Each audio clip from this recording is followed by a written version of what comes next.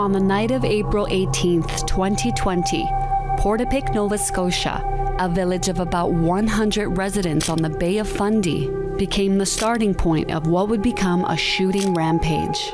But importantly today, this mass casualty event has had profound impacts on the people that I love. We need truth, but we also need to be able to deliver that in a way that's graceful. And that goes for all of us, thinking about from a media lens.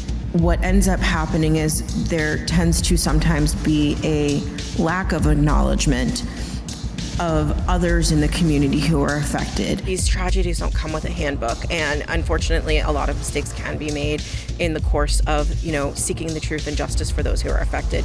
We've run into a situation where the Department of Justice is now unilaterally holding back documents. In today's report, we're bringing you the latest on the Trudeau RCMP scandal involving the 2020 massacre that took place in Nova Scotia. We also have an update for you on the proceedings from the Mass Casualty Commission.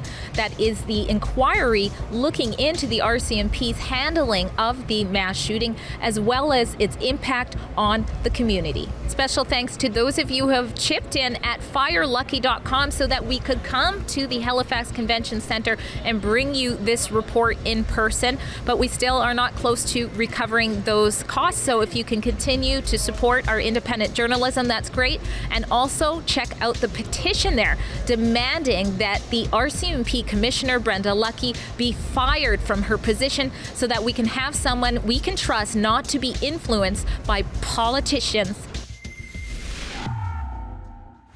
Drea Humphrey here with Rebel News, and Canadians deserve to know that they can trust their institutions, especially those designed to serve and protect them during times that they're being put at risk, and that includes during mass casualty situations like the one that occurred back in 2020 when a denturist named Gabriel Wortman disguised himself as a police officer and drove through rural communities on a shooting spree and ended the lives of 22 Canadians. And since that incident, a Mass Casualty Commission has been formed, which is a public inquiry probing into the incident.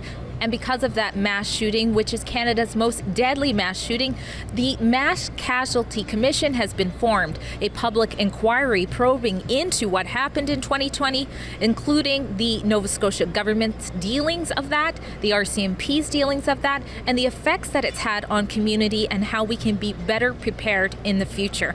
But also coming out of this public inquiry is a new scandal between the RCMP and Prime Minister Trudeau's office. That is because allegations came throughout the commission that the RCMP Commissioner Brenda Lucki tried to interfere with Nova Scotia RCMP's investigation on the mass shooting in order to benefit the Liberal government's federal gun ban legislation at the time.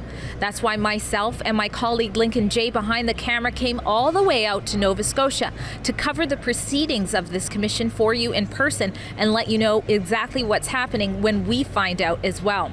So in this report, we talked to Michael Scott. He's one of the counsels for the family members, some of the family members that have been affected by this tragedy.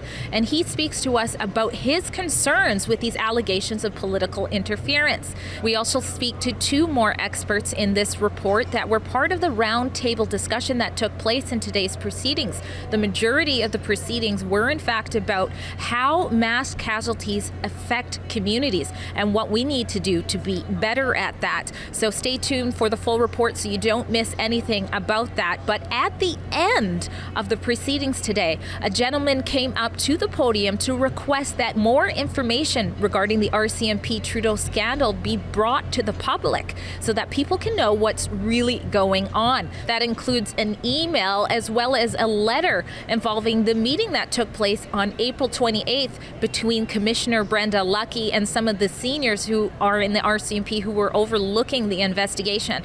Of course, we are going to bring you anything we find out about that at firelucky.com. That's also where you can catch up on all of our reports on this scandal as well as on the mass shooting that took place.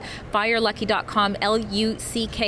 And because we came all the way out here to bring you reports from media that is independent from the government so that you know exactly what's happening. We're also asking that you help us recoup the cost to get here.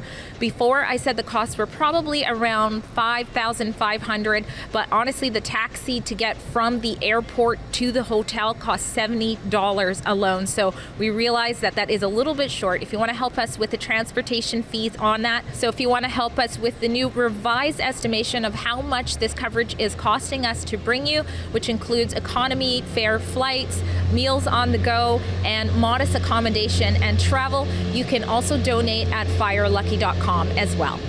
But importantly today, this mass casualty event has had profound impacts on the people that I love, the people that I care about, and the colleagues who are working incredibly hard across our province to keep people supported throughout this. This is Serena Lewis, a clinical social worker, and you actually work in one of the communities that was directly affected by this massacre. So thank you so much for speaking today in the proceedings. And can you tell us what your work has been like in that community regarding to this mass trauma situation? I just want to clarify that it's not only that I work there, I actually live there. And so family, friends, neighbors, all of us have been tremendously impacted. As far as talking about, my work has been really trying to reach out to do advocacy. I think it's critically important that we're looking at trauma and grief from a lens that we can be preventative, we can be proactive. We don't need this to manifest into mental health illnesses or PTSD. I think it's very normal that people have had effects of trauma from this, but again, we need to be able to work with that in advance. One of the challenges is that rightfully so, oftentimes the resources are concentrated on those who are most affected, the families who have lost loved ones, those who were present at the scene, and first responders. In our country, those are typically labeled as crime victims. And what ends up happening is there tends to sometimes be a lack of acknowledgement of others in the community who are affected. I think the most important thing is tell the victims' stories. So often in our country, the focus is on the perpetrators to where they become household names, but individuals who are affected by these tragedies are grouped together as a number. So our community is constantly talked about as the 17. They're not 17, they're Chris and they're, Aaron and they're Nick and they're Jamie, and there's these individuals with stories that their lives meant something. And so if there's anything I can encourage, it's tell those stories, elevate the victims, and keep their memories alive. Well, I think it's important to remember that we've had paramedics and we've had police officers that we have heard throughout this process talk about the fact that they needed support through this. But I also think about we're forgetting that we have people in long-term care facilities and frontline workers that have been impacted and love many of the victims that died in this. We have teachers that have lost a colleague and are still trying to educate our children through this trauma. So again, there's quite a crescendo, a ripple effect, as you would say, to how many people have been affected by this mass casualty. What's your advice to journalists right now who are, reporting about this mass shooting that happened in 2020 and now the allegations of political interference in that? How do they best balance that? It's a very important tightrope to walk. I can't even begin to try and imagine how hard it is to do that job. I think the important thing is to report the facts and not necessarily emphasize the sensationalism, and allow the process to work itself out and cover with integrity and respect for the victims. I think what's important to comment on is the fact that every one of us are part of the healing process. This belongs to all of us, no matter our professional lens. So I think the more that we all start to understand trauma and how do we do this in a way that is meaningful, and like I said in my closing statements, we need truth, but we also need to be able to deliver that in a way that's graceful. And that goes for all of us, thinking about from a media lens, how are we making sure that we are really thinking about the needs of the person in front of us as well? I think it's very difficult to label things as political incorrectness or, I'm sorry, I forgot the term that you mentioned, interference. These tragedies don't come with a handbook, and unfortunately a lot of mistakes can be made in the course of, seeking the truth and justice for those who are affected. So, that's not to say that it should be normalized or that it's natural, but that it can happen.